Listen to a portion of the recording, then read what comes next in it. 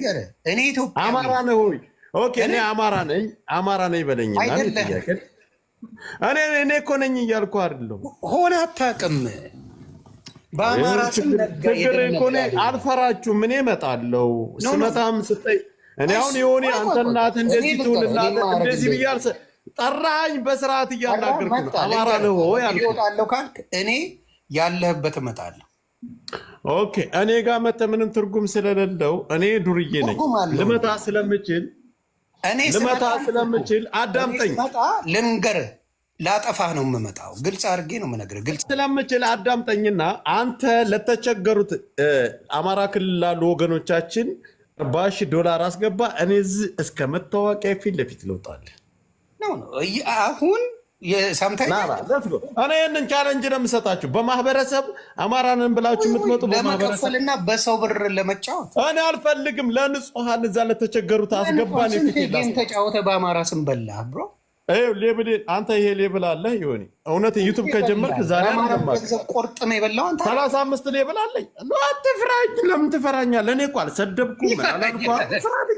የምጠይቀኝ ጥያቄ የመለስኩልህ ፈርቼ ነው እንዲያስ እኔ የምልህ ለምን እኔ እኮ ይኸውልህ ለምጠይቁኝ ነገርና እኔ ችግር እኮ ምን እንደሆነ ነገር ከአንተ በፊት አይቻልሽም።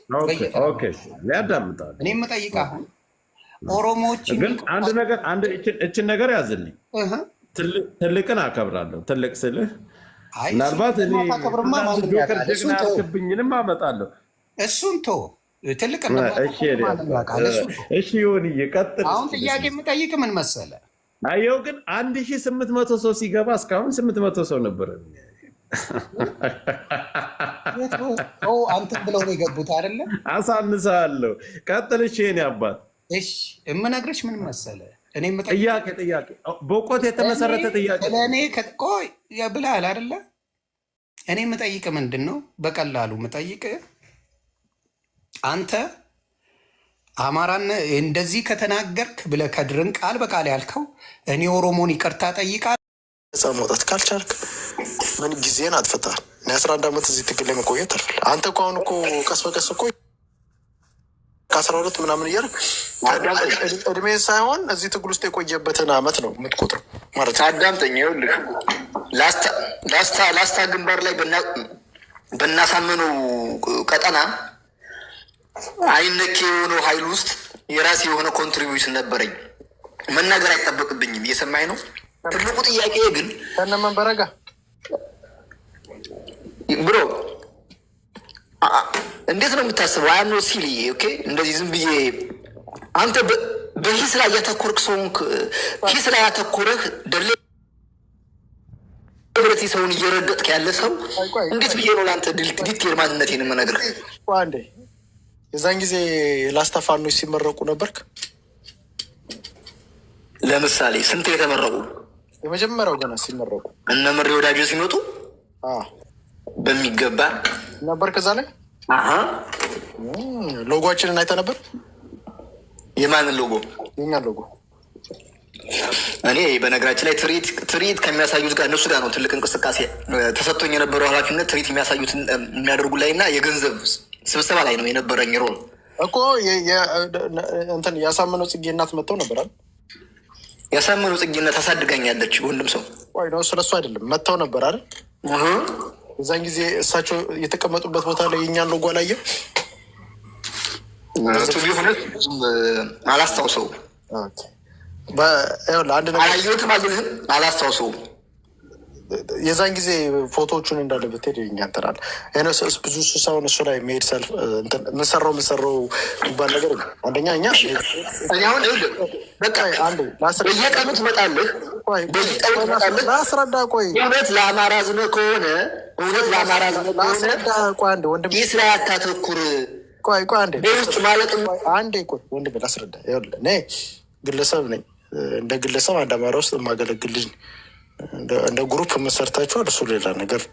እንደ ግሩፕ ቢከዝ እኔ ግለሰብ አይደለሁም። አሁን ለምሳሌ ዩሪ ግለሰብ ግሩፕ የለውም። እንደ ግለሰብ ጠይቋላ። እንደ ግለሰብ አንድ አማራ ውስጥ መሰርታችኋል። እስካሁን ትንቀራችሁ። አንተ እኮ እየነገርከኝ ያለው 11 ዓመት ሙሉ ቁጭ ብለህ 11 ዓመት ሙሉ ቁጭ ብለህ እዚህ ትግል ላይ ነበርኩ። እኔ 11 ዓመት እዚህ ትግል ላይ አልቀመጥም። አነስቶኛ ነገር አለው። ኦኬ 11 ዓመት እዚህ ትግል ላይ ተቀመጥኩ ማለት ታይሜን ጊዜን አጠፋው ማለት ነው። ውጤት ሳታመጣ አንተ ጊዜ ነው 11 ዓመት ያጠፋው።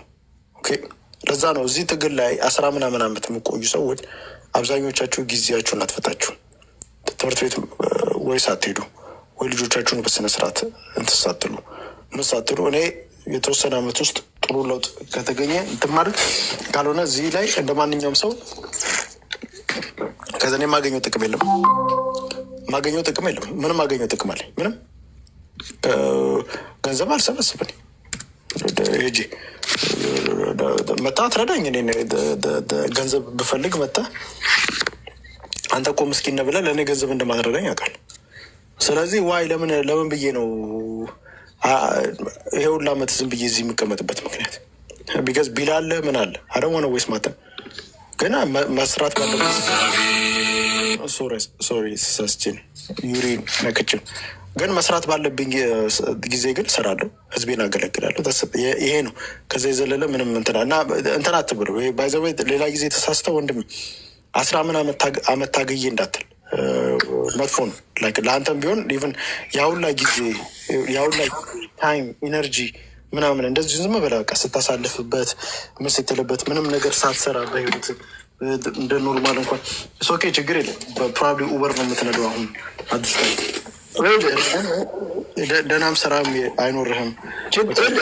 እኔ አጋጣሚን በመጠቀም በሰው ላበት ላይ መንጠልጠል የምፈልግ ሰው አይደለሁም። ዛሷይ ላቆምኩበት አላማ ሳላሳካው ምን ሞት እችላለሁ። አይ ነው ግን ያልኩህ ያለሁት ምንድን ነው? አዳምጠኝ። ትልቁ ጥያቄ አሁን አልመለስክልኝም። የኔን 11 ዓመት እና ጊዜን አስፍታላ አንተ ምንድን ነው እያደረክ ያለው? እንዳንተ